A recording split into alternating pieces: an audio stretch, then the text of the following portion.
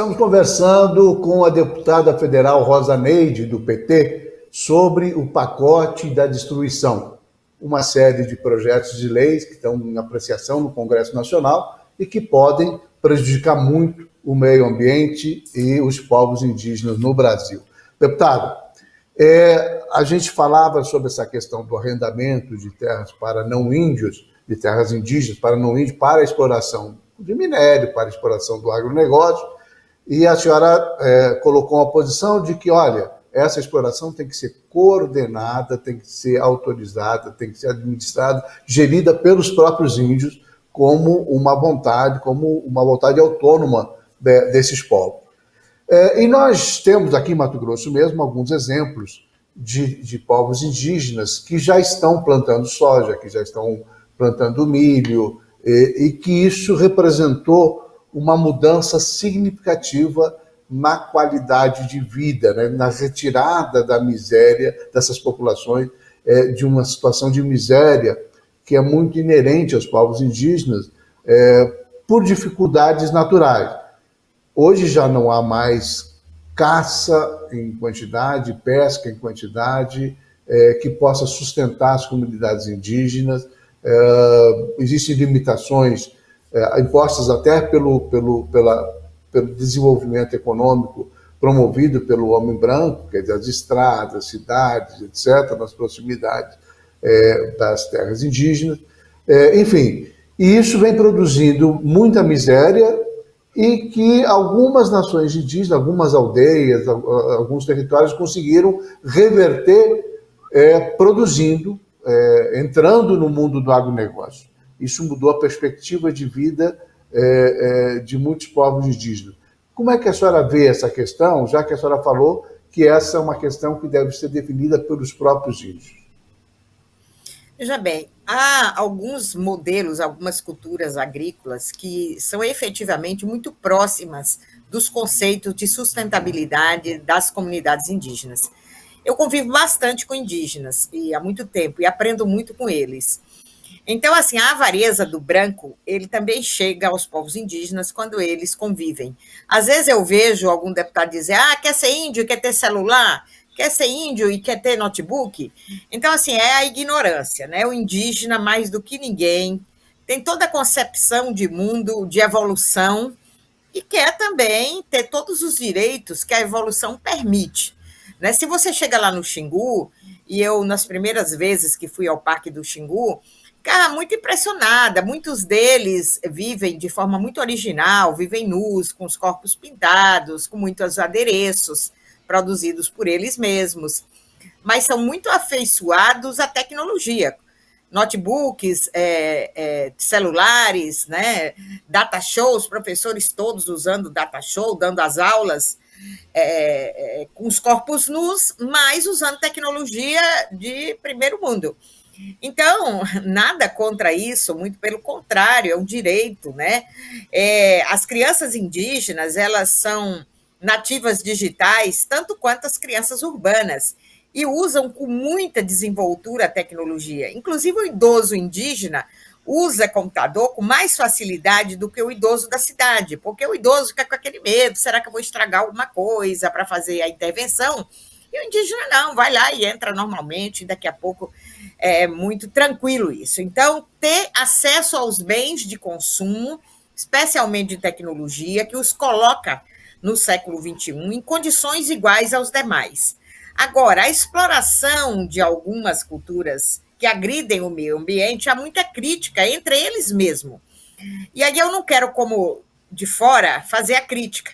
Os povos de Mato Grosso que começaram com o plantio de soja foram bastante criticados, porque desmata muito próximo dos rios, às vezes não assegura as nascentes, agrotóxico vão para os rios, e aí houve muita crítica por parte dos povos indígenas. O arrendamento de terras é ilegal diante da lei. Arrendar terras, os povos indígenas fazer arrendamento, eles são proibidos. Agora, os brancos vão lá e convencem, invadem, negociam, prometem coisas e utilizam as terras. O que significa plantar soja? Eu derrubo tudo, eu deixo a terra nua, não tem uma árvore, né? Porque depois vai passar o agrotóxico e o equipamento precisa de limpeza total do terreno. Então, todo mundo conhece o que é um plantio de soja. Você olha, parece um grande jardim verde, mas esse grande, naquele lugar havia um cerrado, havia árvores nativas, e isso destrói tudo. E a cultura indígena é fortemente defensora da vegetação nativa. Então, por isso, entre eles, houve muita crítica. Necessariamente não precisa ser soja, não precisa, milho eles plantam, e eu como parlamentar, passo muitas emendas para as roças tradicionais, eles plantam mandioca, plantam milho, eles precisam de subsídio para isso. Como você bem afirmou, Mauro, a caça e a pesca. Em função do agrotóxico e do desmatamento, hoje nós temos poucos peixes nos rios. Não tem como os indígenas sobreviver da caça, que não tem mais, e da pesca. Então, muitos deles querem fazer um tanque de peixe em seu território, alguns tanques, eu acho que isso é extremamente salutar. E depois, para a sobrevivência deles e para a venda, para o comércio, para que eles tenham recurso. Lá no Xingu, por exemplo, desenvolvendo junto com o governo do estado, a questão do mel. Então, eles têm um mel de altíssima qualidade, certificado, inclusive a ONU fez certificação, porque eles estão distantes de áreas urbanas, e eles têm esse mel mais puro que a gente produz no estado. Agora mesmo está sendo construindo 15 casas de mel para processar o mel, e aí é para o uso deles em primeiro momento, e depois eles vendem. Por exemplo, o Grupo Pão de Açúcar no Brasil compra todo o mel do Xingu. Se eles produzissem 10 vezes mais, eles teriam mercado para toda essa produção deles. Mas quem compra diretamente é o Grupo Pão de Açúcar. E agora, com esses investimentos que estão sendo feitos, eles vão vender muito mais. Então, eles têm uma condição econômica, eles melhoram a sua qualidade de vida sem nenhuma destruição da natureza. Os indígenas na divisa com Rondônia, povo Suruí, povo Zoró, são extrativistas. Lá eles têm muita castanha. Então, a gente precisa investir para que eles possam ter a castanha beneficiada e faça o comércio. Eles têm tanta castanha que eles podem exportar castanha. Desculpe. Eles também estão plantando café e cacau, que não tem derrubada. Raramente eles derrubam árvores que podem ser derrubadas, né, com manejo local, e eles plantam cacau dentro da floresta e plantam café, que é a cultura da agrofloresta. Não destrói a natureza e daqui a pouco eles podem ter beneficiadora de café, de cacau, em grande quantidade, isso com coordenação, com aceitação deles, feito por eles mesmos, o povo Suruí, o povo Zoró, aqui na divisa com Rondônia, tanto Rondônia como Mato Grosso eles fazem orientado por eles. Você chega lá, você tem um grande número de indígenas que foram à faculdade, que fizeram curso de pós-graduação, e que são gestores. O Brasil precisa regular, eles têm dificuldade de criar uma cooperativa, de registrar a cooperativa, de tirar as notas fiscais. Essa parte burocrática, que também nunca foi feita, eles precisam sim avançar, legalizar.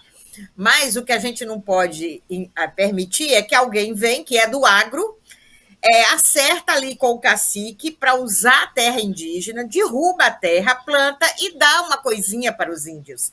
Vai mudar um pouquinho a vida deles? Vai, mas não é isso.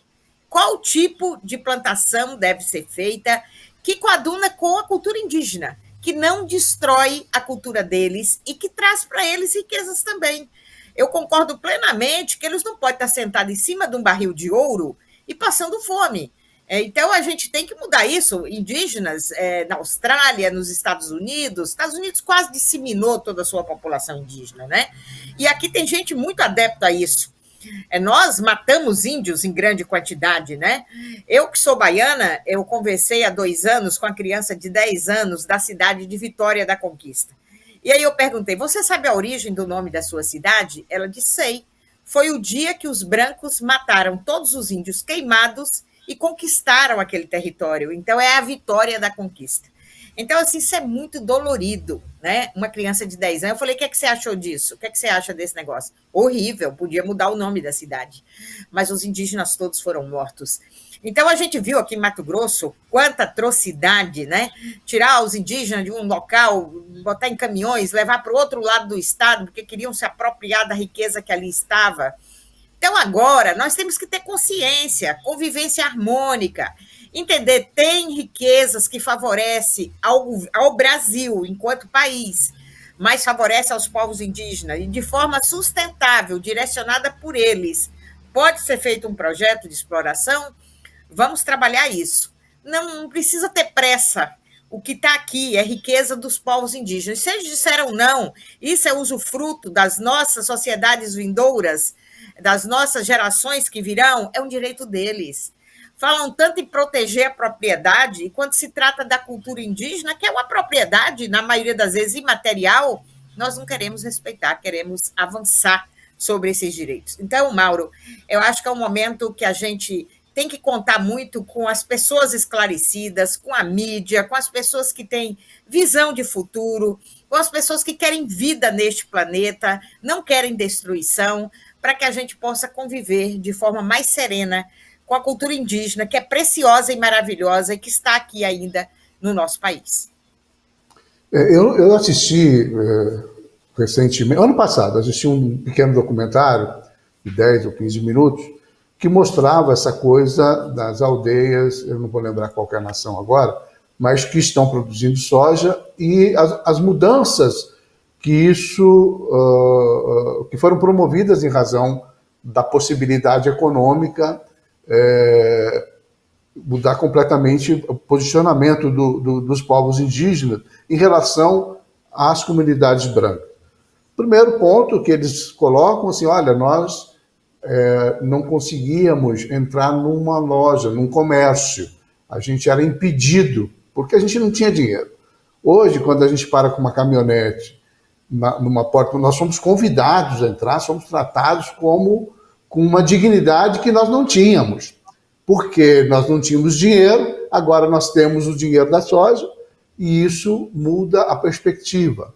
Uma outra coisa que eles colocam nesse documentário, os próprios indígenas, é que o plantio da soja em si, a exploração dessa atividade econômica, não muda a estrutura das aldeias, quer dizer, todo o lucro é repartido igualmente, todo o trabalho, assim como é repartido o trabalho em várias formas, né? Todo mundo colabora com a plantação, mas eles também recebem sua parte igualmente, né? De maneira que o plantio da soja acaba beneficiando toda a população daquela aldeia.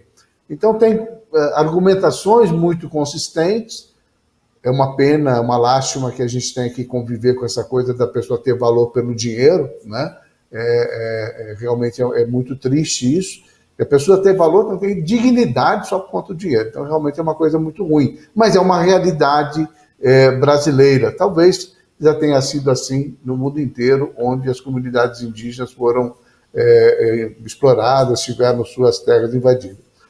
Mas eu queria colocar aí para a senhora o seguinte, nós temos ainda nessa linha de conversa que falar sobre essa ideia de tirar Mato Grosso da Amazônia Legal, que é um outro assunto que preocupa, né?